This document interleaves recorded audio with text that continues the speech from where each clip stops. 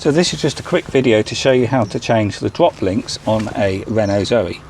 So if you experience rattling at the front, knocking on the suspension, it's quite often the drop links need changing. They do tend to wear prematurely on the Zoe. I've seen chatter on the internet where many people have had them changed under warranty. Some people, I've seen one as low as 15,000 miles, which is absolutely ridiculous. But anyway, this car has done 30,000 miles. It is 5 years old. It's out of warranty. So I'm changing these myself.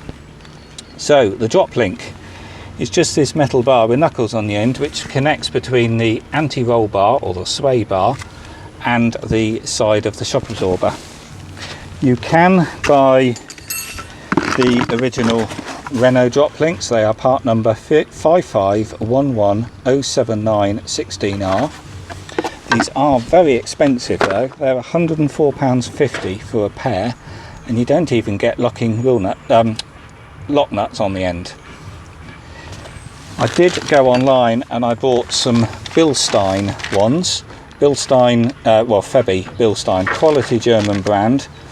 And these were only £18.50 a pair, and you get nylon lock nuts as well. The difference between the two is negligible.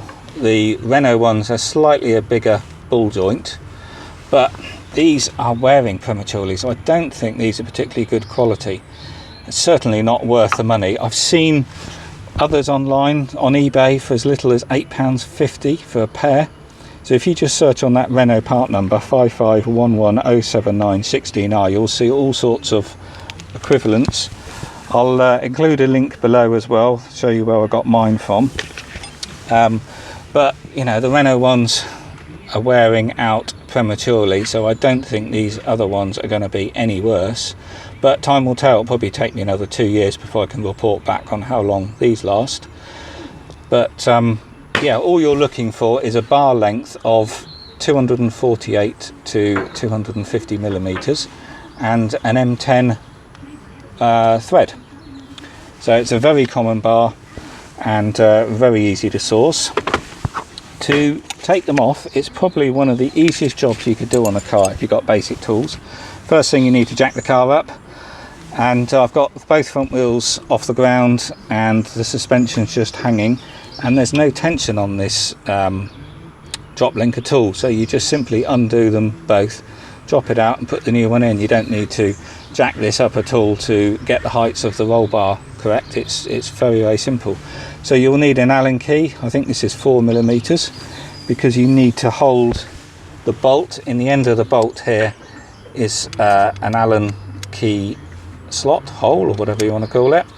So put that on there, and then you want a 16mm spanner, and then you can undo that. I'm not going to do it now because I'm one-handed.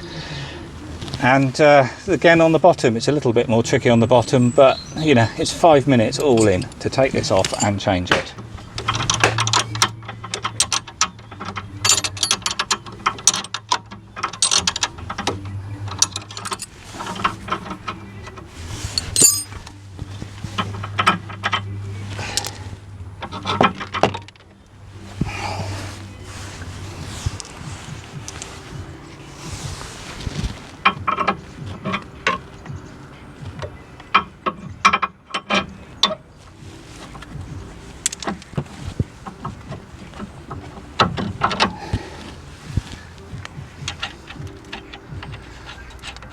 New lock nut there, and the reverse. Do that up, top and bottom, job done.